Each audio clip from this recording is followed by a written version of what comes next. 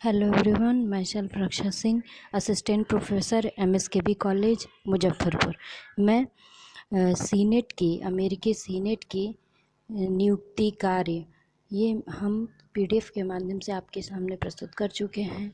अब हम सीनेट विश्व में सबसे अधिक शक्तिशाली दूसरे सदन के रूप में कैसे विद्यमान है या क्या ऐसी विशेषता है, क्या ऐसे तत्व हैं, इसको हम इस वीडियो क्लास के माध्यम से आपके सामने प्रस्तुत करेंगे। तो सीनेट अमेरिकी कांग्रेस का ऊपरी या दूसरा सदन है, परंतु दूसरा सदन होने के बावजूद यह प्रतिनिधि सदन की तुलना में अधिक शक्तिशाली सदन है। विश्व में सीनेट अकेला एक ऐसा ऊपरी सदन है जिसको कि निम्न सदन अर्थात प्रतिनिधि सदन से भी अधिक शक्तियां और कार्य प्राप्त है और जिसकी स्थिति निम्न सदन से काफ़ी अधिक शक्तिशाली बन चुकी है। इसलिए विश्व में सीनेट की स्थिति को एक अद्भुत स्थिति माना जाता है। अमेरिकी संवैधानिक प्रणाली के अंतर्गत सीनेट को केंद्रीय महत्व की स्थिति प्राप्त है। सामान्य तौर पर यह कहा जाता है कि कुछ कार्य सीनेट और प्रतिनिधि सदन मिलकर करते हैं और कुछ कार्य राष्ट्रपति और सीनेट मिलकर करते हैं, परंतु बहुत कम ही ऐसा कार्य है जो कि सीनेट के बिना किया जा सकता है। एक शक्तिशाली सदन के रूप में सीनेट का सम्मान बहुत अधिक है। इस परिप्रेक्ष्य में लास्की ने कहा है कि सीनेट का यह गुण रहा है कि इसने साधारण नागरिकों के सम्मान को प्राप्त किया है। आज अमेरिकी सीनेट की सदस्यता प्राप्त करना एक बहुत ही सम्मानजनक कार्य माना जाता है। सभी नेता और साधारण नागरिकों का यह स्वप्न होता है कि वे सीनेट की सदस्यता प्राप्त करें, न कि प्रतिनिधि सदन की, क्योंकि अमेरिकी राजनीतिक व्यवस्था में सीनेट ही शक्तिशाली भूमिका निभाती है। अमेरिकी संविधान निर्माता सीनेट को शक्तिशाली सदन तो बनाना चाहते थे, परंतु उनको यह आशा नहीं थी कि अमेरिकी संवैधानिक व्यवस्था में सीनेट की स्थिति इतनी अधिक शक्तिशाली और महत्वपूर्ण बन जाएगी जितनी कि आज है। उन्होंने सीनेट की भूमिका को शक्तिशाली बनाने का प्रयत्न किया था और इसलिए उन्होंने इसको ही राष्ट्रपति पर रोक शक्तियां सौंपी थी, न कि प्रतिनिधि सदन को।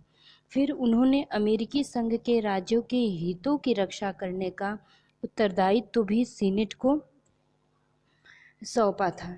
इन दो तत्वों ने सीनेट की स्थिति को शक्ति प्रदान की, परंतु इसके साथ साथ कई अन्य तत्वों ने सीनेट की स्थिति को और भी अधिक शक्तिशाली बना दिया और आज अमेरिकी राजनीतिक व्यवस्था में सीनेट को केंद्रीय महत्व की भूमिका प्राप्त है।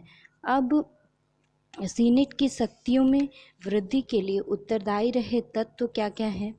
कई एक तत्वों ने मिलकर अमेरिकी राजनीतिक व्यवस्था में सीनेट की स्थिति को अधिक शक्तिशाली बना दिया। इसका जो ब्यौरा है या इसके से संबंधित जो बात है उसको हम कुछ बिंदुओं के माध्यम से आपके सामने प्रस्तुत करना चाहते हैं, जिसमें पहला है सीनेट की सदस्यों की संख्या कम होना। सीनेट के सदस्यों की संख्या केवल 100 है, जबकि इसके विपरीत प्रतिनिधि सदन के सदस्यों की संख्या 435 है।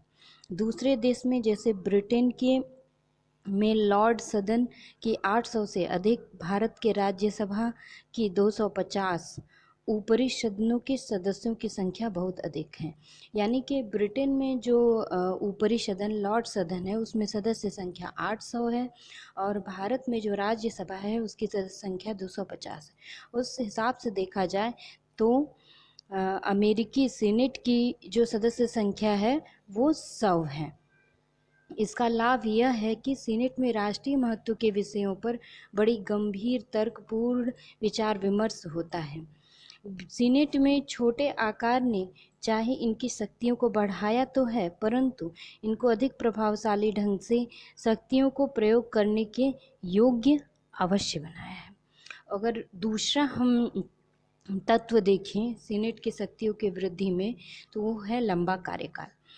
सीनेट एक स्थायी सदन है, इसके सदस्यों का कार्यकाल 6 वर्ष है, जबकि इसके विपरीत प्रतिनिधि सदन का कार्यकाल केवल 2 वर्ष है। प्रतिनिधि सदन के सदस्य पहले वर्ष में चुनाव की थकावट उतारने में ही लगे रहते हैं, जबकि दूसरे जबकि दूसरे वर्ष उनको आने वाले चुनाव की चिंता सताने लगती है, इसलिए वे अपने कार्यों को उचित व आवश्यक समय नहीं दे सकते। इसके विपरीत सीनेट के सदस्यों की अवधि 6 वर्ष होने के कारण वे बड़े ध्यान और दिलचस्पी से अपने कर्तव्यों को निभाते हैं। फिर अनेकों सीनेटर पुनः चुन लिए जाते हैं। कई सीनेटर 3 बार यानी कि 18 साल या 4 बार 24 साल के लिए भी चुने जाते हैं। उनके अनुभव, प्रशिक्षण और स्तर ने ही सीनेट की शक्तियों को बढ़ाया है। अगला तत्व देखें तो वह है प्रत्यक्ष चुनाव। सीनेट की शक्ति प्रदान करने वाला तत्व यह भी है कि इसके सदस्य राज्यों के लोगों द्वारा प्रत्यक्ष ढंग से चुने जाते हैं। सामान्य तौर पर दूसरे देश के ऊपरी सदनों के सदस्यों को अप्रत्यक्ष ढंग से चुना जाता है। उदाहरण के रूप में भारत में राज्यसभा के सदस्यों को अप्रत्यक्ष रूप से चुना जाता है। ब्रिटेन में लॉर्ड सदन के सदस्य पैतृक या मनोनीत सदस्य होते हैं। सीनेटरों का प्रत्यक्ष चुनाव होने के कारण इस सदन के सदस्य भी उतने ही जनप्रतिनिधि होते हैं जितने कि प्रतिनिधि सदन के सदस्य। प्रत्यक्ष चुनाव ढंग ने भी सीनेट की शक्ति, प्रभाव और महत्व को बढ़ाया है। अगला हम तत्व देखें तो है स्वतंत्र और अनुभवी सदस्य। सीनेट के सदस्य प्रतिनिधि सदन के सदस्यों से आयु में भी बड़े होते हैं। इनके लिए कम से कम आयु 30 वर्ष होती है। इसलिए बड़े आयु के कारण सीनेट के सदस्य अधिक स्वतंत्र, ज्ञान और अनुभव के स्वामी होते हैं। इस कारण वे अपने कर्तव्य बड़े प्रभावशाली ढंग से निभाते हैं। इसका एक पक्ष यह भी है कि व्यवहार में कोई व्यक्ति सीनेट का सदस्य बनने से पहले कुछ समय प्रतिनिधि सदन का सदस्य रह चुका होता है। दूसरे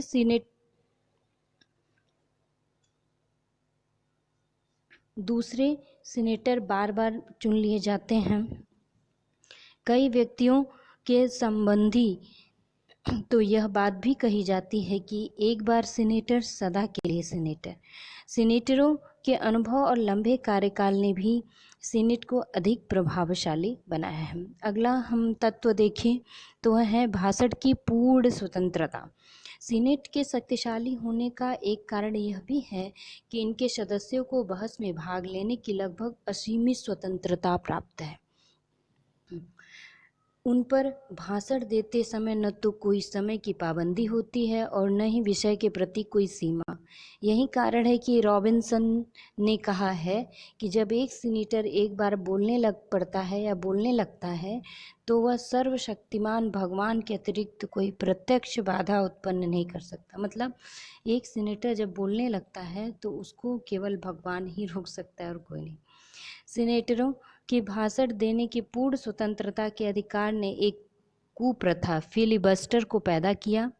1903 में यह बताया जाता है कि सीनेटर टिलमैन अपना भाषण देने लगे और देते ही रह गए।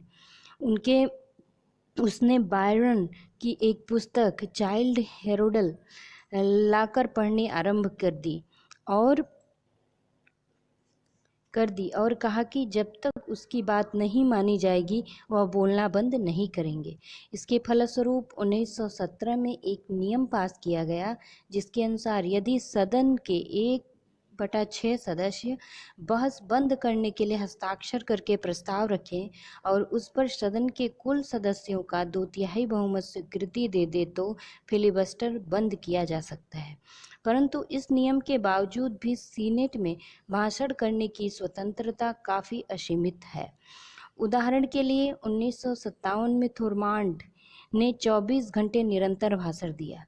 इस संबंध में ब्रोगन लिखते हैं, यदि प्रतिनिधि सदन संसार में सबसे अधिक सीमित विचार संस्था है तो सीनेट सबसे अधिक स्वतंत्र। सीनेट में कुल 100 सदस्य ही होते हैं और इस कारण वे अपने विचार प्रकट करने की स्वतंत्रता का पूर्ण उपभोग करने के योग्य होते हैं। अगला तत्व हम देखें तो कैबिनेट प्रणाली की अनुपस्थिति। अमेरिका में कैबिनेट प्रणाली अर्थात संसदीय प्रणाली विद्यमान नहीं है। जिन देशों में ऐसी सरकार विद्यमान होती है वहाँ कैबिनेट निम्न सदन के प्रति उत्तरदायी होती है, परंतु इसके विपरीत अमेरिका में अध्यक्षात्मक सरकार है और राष्ट्रपति की शक्तियों पर सीनेट को कुछ रोक शक्तियां प्राप्त हैं, जैसे कि संघीय नियुक्ति की पुष्टि और संधियों की स्वीकृति आदि।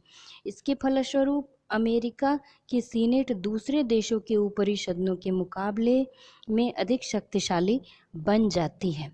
अगला है सीनेट की कुछ विशेष शक्तियां।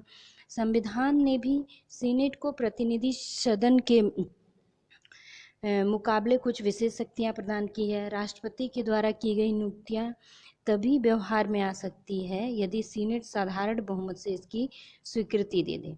राष्ट्रपति के द्वारा किए गए संधि समझौते भी सीनेट के द्वारा 2/3 बहुमत से स्वीकार होने के पश्चात ही लागू होता है। इन विशेष शक्तियों ने सीनेट को प्रतिनिधि सदन की तुलना में शक्तिशाली बनाया है। अगला है सीनेट की एकता। सीनेट के अधिक शक्तिशाली होने का एक कारण यह भी है कि सीनेट के सदस्यों में ठोस एकता होती है।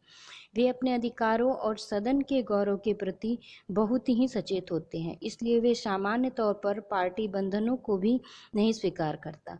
1974 में जब वाटरगेट समिति के निर्णय के संबंध में राष्ट्रपति निक्सन ने टाल मटोल करने का यत्न किया तो उसकी अपनी ही पार्टी के सीनेटरों ने उसके विरुद्ध महाभियोग की प्रक्रिया आरंभ करने की धमकी दी थी, जिस पर राष्ट्रपति निक्सन को त्यागपत्र देने पर बाध्य होना पड़ा। ये कुछ तत्व थे जिससे यह पता चलता है कि अमेरिका में सीनेट कितना शक्तिशाली है, या पूरे विश्व में जितने भी ऊपरी सदन हैं उसमें सीनेट जो कि अमेरिका का ऊपरी सदन है वो किस प्रकार शक्तिशाली है।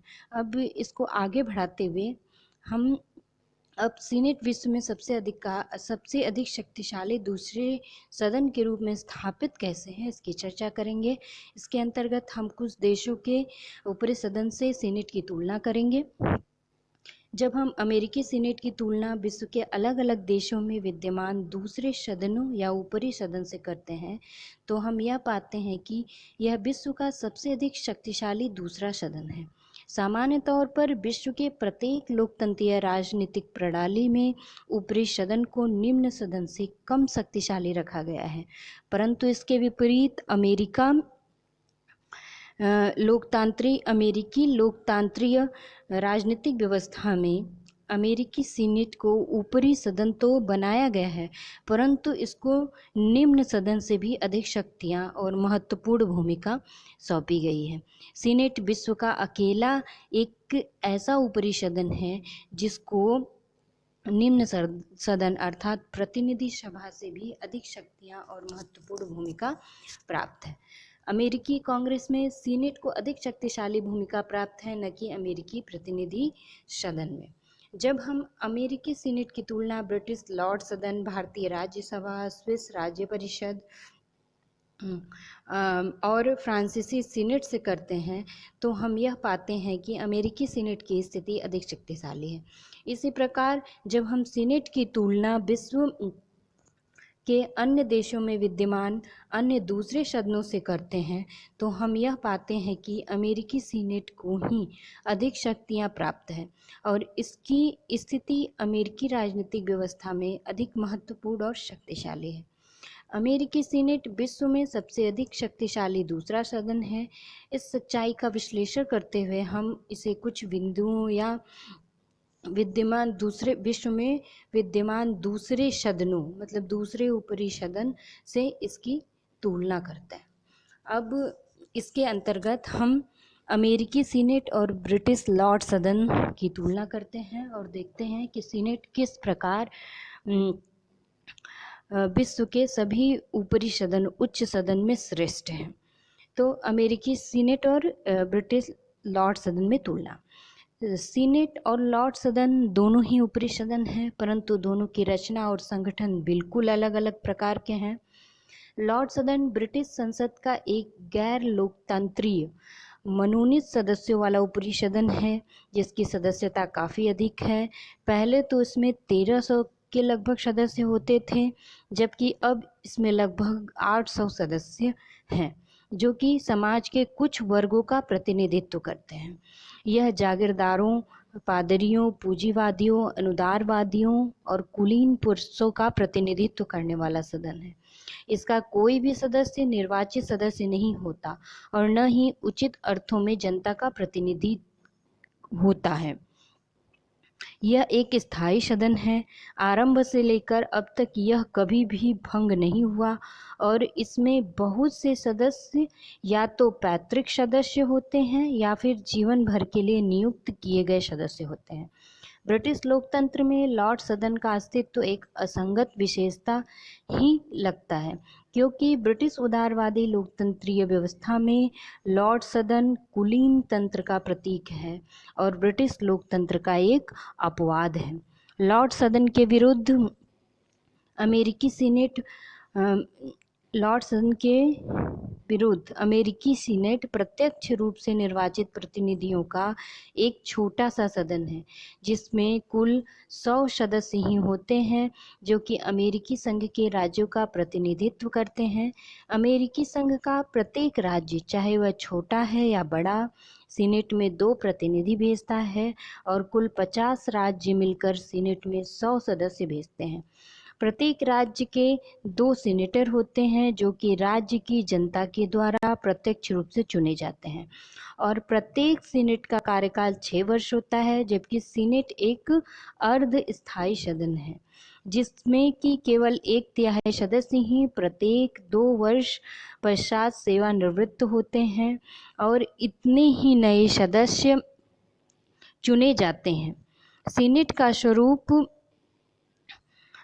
इस प्रकार लोकतंत्रीय स्वरूप है और इसके सदस्य अमेरिकी संघ के राज्यों के हितों का प्रतिनिधित्व करते हैं और अपने कार्यों के लिए अपने अपने राज्य के लोगों के प्रति प्रत्यक्ष रूप से उत्तरदायी होते हैं। इस प्रकार सीनेट और लॉर्ड सदन की संगठन बिल्कुल विपरीत है। जहां सीनेट एक लोकतंत्रीय सदन है, लॉर्ड सदन एक गैर लोकतंत्रीय सदन है।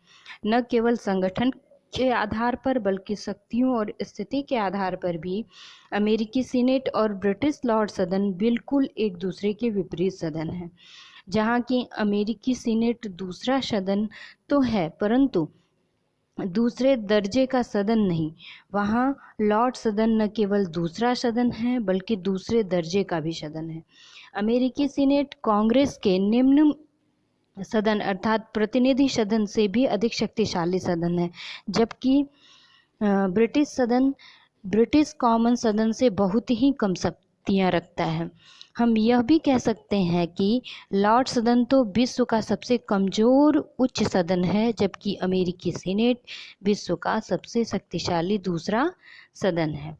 लॉर्ड सदन और सीनेट की शक्तियों में तुलना हम कुछ बिंदुओं के आधार पर करते हैं, जिसमें पहला है साधारण कानून निर्माण शक्तियों के संबंध में तुलना।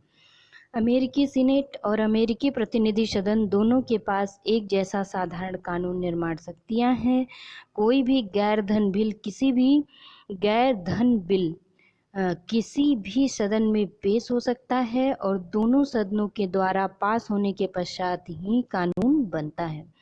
यदि किसी बिल के संबंध में दोनों सदनों में गंभीर मतभेद उत्पन्न हो जाए तो बिल के संबंध में निर्णय दोनों सदनों की एक साझी समिति करती है, जिसमें प्रत्येक सदन के 3 सदस्य होते हैं। इसके विपरीत ब्रिटिश लॉर्ड सदन तो केवल एक देरी करने वाली सदन है। बहुत से लगभग 90% साधारण बिल कॉमन सदन में ही पेश होते हैं और इसमें से पास होने के पश्चात लॉर्ड सदन के पास आते हैं, परंतु लॉर्ड सदन इसके पास होने में केवल 1 वर्ष की देरी ही कर सकता है। साधारण कानून निर्माण क्षेत्र में भी ब्रिटिश कॉमन सदन की भूमिका लॉर्ड सदन की तुलना में बहुत अधिक शक्तिशाली और प्रभावी है और कॉमन सदन की इच्छा के बिना कोई बिल ब्रिटिश संसद में पास नहीं हो सकता। लॉर्ड सदन तो केवल एक सलाहकारी या देरी करने वाली भूमिका ही निर्वाह करता है। अगला है वित्तीय शक्तियों के क्षेत्र में तुलना। वित्तीय कानून निर्माण के क्षेत्र में भी अमेरिकी सीनेट बहुत महत्वपूर्ण भूमिका निभाती है। एक धन बिल आरंभ तो केवल प्रतिनिधि सदन में ही हो सकता है और प्रतिनिधि सदन में से पास होने के पश्चात ही सीनेट के पास आता है, परंतु सीनेट को यह अधिकार प्राप्त है कि वह धन बिल, वित्त बिल के शीर्षक को छोड़कर संपूर्ण धन बिल में कोई भी परिवर्तन कर सकता है। वित्तीय बिल की अंतिम स्वरूप सीनेट ही निश्चित करती है और अंतिम रूप में सीनेट ही इसको पास करती है। इस प्रकार वित्तीय कानून निर्माण क्षेत्र में भी सीनेट शक्तिशाली और प्रभावी भूमिका निभाती है। इसके विपरीत ब्रिटिश लॉर्ड सदन वित्तीय क्षेत्र में बहुत कम भूमिका निभाती है। प्रत्येक वित्तीय बिल कॉमन सदन में ही पेश हो सकता है और पास होने के पश्चात लॉर्ड सदन के पास आता है और लॉर्ड सदन वित्तीय बिल को पास करने में 30 दिन की देरी कर सकता है और यदि यह कोई संशोधन नहीं करना चाहता है तो अपनी सिफारिशों के साथ बिल कॉमन सदन को वापस भेज सकता है और अंतिम निर्णय कॉमन सदन ही करता है। इस प्रकार ब्रिटिश संसद में वित्तीय कानून निर्माण के क्षेत्र में कॉमन सदन की शक्तियों का प्रयोग करता है और लॉर्ड सदन तो केवल ऐसे बिल को पास करने में केवल 30 दिनों की देरी ही कर सकता है। अगला है कार्यपालिका शक्तियों में तुलना। ब्रिटिश लॉर्ड सदन के पास बहुत कम कार्यपालिकी शक्तियां हैं। कार्यपालिका कॉमन सदन के प्रति उत्तरदायी होता है, न कि लॉर्ड सदन के प्रति। ब्रिटिश प्रधानमंत्री सदैव कॉमन सदन में बहुमत दल का नेता होता है और मंत्रिपरिषद के अधिकतर मंत्री कॉमन सदन में से ही लिए जाते हैं। कॉमन सदन ही अविश्वास का प्रस्ताव पास करके या मंत्रिपरिषद के किसी निर्णय या नीति को रद्द करके सरकार को भंग कर सकता है या पद से हटा सकता है। ब्रिटिश कार्यपालिका के सदस्य व्यक्तिगत और सामूहिक रूप से कॉमन सदन के प्रति उत्तरदायी होते हैं, लॉर्ड सदन के प्रति नहीं। इसके विपरीत अमेरिकी राजनीतिक व्यवस्था में अमेरिकी सीनेट को राष्ट्रपति की कार्यपालिकी शक्तियों पर महत्वपूर्ण रोक शक्तियां प्राप्त होती है। शक्तियों के पृथक्करण सिद्धांत के अधीन अमेरिकी कांग्रेस को केवल वैधानिक शक्तियां ही प्राप्त होती हैं, कार्यपालिका शक्तियां नहीं। कार्यपालिका शक्तियों का स्वामित्व तो राष्ट्रपति होता है, परंतु रोक और संतुलन के सिद्धांत के अधीन अमेरिकी सीनेट को राष्ट्रपति की कार्यपालिका शक्तियों पर कुछ रोक शक्तियां दी गई हैं और अमेरिकी सीनेट की स्वीकृति से ही राष्ट्रपति संघीय नियुक्तियां कर सकता है और अमेरिकी सीनेट की 2/3 बहुमत से स्वीकृति के बिना राष्ट्रपति के द्वारा की गई विदेशों से कोई भी संधि लागू नहीं हो सकता। फिर अमेरिकी संविधान में राष्ट्रपति, उपराष्ट्रपति और कुछ उच्च संघीय अधिकारियों को महाभियोग के द्वारा हटाने की व्यवस्था विद्यमान है और महाभियोग के लिए दोष लगाने का कार्य तो कांग्रेस के प्रतिनिधि सदन करता है, परंतु महाभियोग न्यायालय के रूप में बैठकर सुनवाई करके निर्णय देना अमेरिकी सीनेट की ही शक्ति होती है। इसके अतिरिक्त अमेरिकी सीनेट कार्यपालिका विभागों की भी कार्यवाहियों की जांच पड़ताल समितियां नियुक्त कर सकती हैं और यह जांच पड़ताल समितियां काफ़ी शक्तिशाली और सक्रिय रूप से कार्यपालिका विभागों की निगरानी भी करती है और उनके कार्यों की समीक्षा भी करती है। इस प्रकार कार्यपालिका क्षेत्र में अमेरिकी सीनेट को महत्वपूर्ण भूमिका संविधान के द्वारा प्राप्त है और इस क्षेत्र में भी सीनेट की स्थिति ब्रिटिश लॉर्ड सदन से अधिक शक्तिशाली है। आगे हम अमेरिकी सीनेट और भारतीय राज्यसभा, स्विस राज्य परिषद और फ्रांसीसी सीनेट से तुलना करते हैं। इस तुलना के पर इन देशों के ऊपरी सदन से, जैसे कि अमेरिकी सीनेट अमेरिका का उच्च सदन है, भारतीय संसद का राज्यसभा उच्च सदन है, स्विट्जरलैंड के संसद के राज्य परिषद उच्च सदन है और फ्रांसीसी सीनेट फ्रांस के संसद का उच्च सदन है। तो इसके अंतर्गत हम देखते हैं, जब हम अमेरिकी सीनेट की तुलना भारतीय राज्यसभा से करते हैं तो हम सीनेट को ही अधिक शक्तिशाली पाते हैं। भारतीय राज्यसभा का स्वरूप पूर्ण रूप से लोकतंत्रीय नहीं, क्योंकि इसके सदस्यों का अप्रत्यक्ष रूप से चुनाव होता है और यह भारतीय संघ के राज्यों का समान रूप से प्रतिनिधित्व नहीं करते। इसके विपरीत अमेरिकी सीनेट अमेरिकी संघ के राज्यों का प्रतिनिधित्व करती है और प्रत्येक राज्य के लोग प्रत्यक्ष रूप में अपने 2 सीनेटरों का चुनाव करते हैं।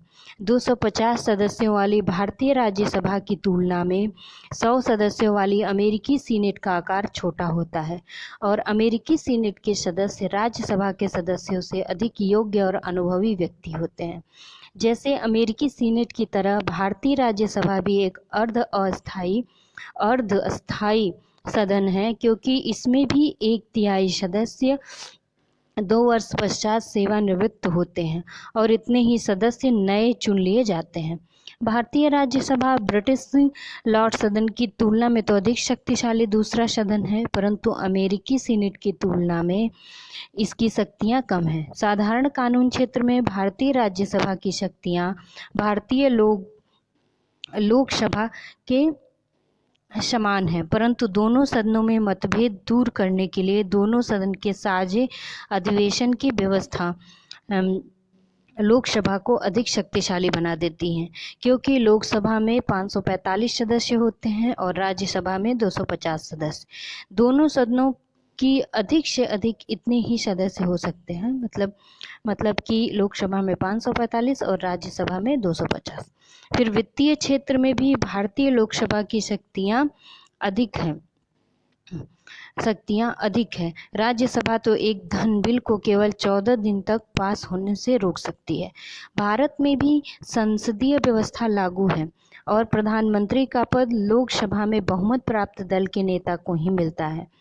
हाँ, अब भारतीय प्रधानमंत्री राज्यसभा का सदस्य भी हो सकता है और लोकसभा का भी, लेकिन अधिकतर मंत्री सदैव लोकसभा में से ही लिए जाते हैं और मंत्रिपरिषद अपने सभी कार्यों के लिए लोकसभा के समक्ष उत्तरदायी होती है, न कि राज्यसभा के समक्ष। इस प्रकार हम कह सकते हैं कि राज्यसभा लोकसभा से कम शक्तिशाली सदन है। इसके विपरीत अमेरिकी सीनेट प्रतिनिधि सदन से अधिक शक्तिशाली सदन है और अमेरिकी राजनीतिक व्यवस्था में यह बहुत महत्वपूर्ण भूमिका अदा करती है। इसी प्रकार जब हम 46 सदस्यों वाली स्विस सीनेट जिसका पूर्व नाम, जिसको पहले राज्य परिषद कहा जाता था, और 3 से 21 सदस्यों वाली फ्रांसीसी सीनेट के साथ अमेरिकी सीनेट की तुलना करते हैं तो हम यह पाते हैं कि अमेरिकी सीनेट की शक्तियां इन दोनों ऊपरी सदनों की शक्तियों से भी अधिक है। स्विस संसद में निम्न सदन अर्थात प्रतिनिधि सदन, जिसको पहले राष्ट्रीय परिषद कहा जाता था, की शक्तियां और स्थिति ऊपरी सदन अर्थात सीनेट से काफ़ी अधिक है। सैद्धांतिक रूप में तो स्विस संविधान के अधीन दोनों सदनों को एक समान शक्तियां सौंपी गई है, परंतु व्यवहार में स्विस प्रतिनिधि सदन स्विस सीनेट से अधिक शक्तियों का प्रयोग करता है। इसी प्रकार फ्रांसीसी संसद में भी फ्रांसीसी राष्ट्रीय सभा और फ्रांसीसी सीनेट दोनों को एक समान शक्तियां प्राप्त है, परंतु व्यवहार में फ्रांसीसी राष्ट्रीय सभा ही अधिक शक्तियों का प्रयोग करती है। फ्रांसीसी सरकार राष्ट्रीय सभा के समक्ष उत्तरदायी होती है और धन बिल भी इसी सदन में ही पेश किए जा सकते हैं, न कि सीनेट में। इस प्रकार हम पाते हैं कि अमेरिकी सीनेट भारतीय राज्यसभा और स्विस सीनेट और फ्रांसीसी सीनेट की तुलना में अधिक शक्तिशाली दूसरा सदन है। उपरोक्त ये जो विवरण है या जो हमने अपने विचार प्रस्तुत किए हैं, इसके अंतर्गत हम कह सकते हैं कि जब भी हम अमेरिकी सीनेट की तुलना विश्व के अन्य देशों में विद्यमान दूसरे सदनों से करते हैं तो हम अमेरिकी सीनेट को ही अधिक शक्तिशाली पाते हैं। दूसरे देशों में या तो ऊपरी सदन को निम्न सदन के समान शक्तियां दी गई हैं या फिर निम्न सदन से कम। केवल में ही ऊपरी सदन अर्थात सीनेट को निम्न सदन अर्थात प्रतिनिधि सदन से अधिक शक्तियां प्राप्त हैं। अमेरिकी राजनीतिक व्यवस्था में सीनेट को केंद्रीय महत्व की स्थिति प्रदान की गई है, जबकि सामान्य तौर पर परंतु दूसरे देशों के संसद के दूसरे सदनों को कम ही शक्तियां सौंपी गई हैं। इस प्रकार हम कह सकते हैं कि अमेरिकी सीनेट विश्व का सबसे अधिक शक्तिशाली दूसरा सदन है, जहां की ब्रिटिश लॉर्ड सदन विश्व का सबसे अधिक कमजोर सदन है।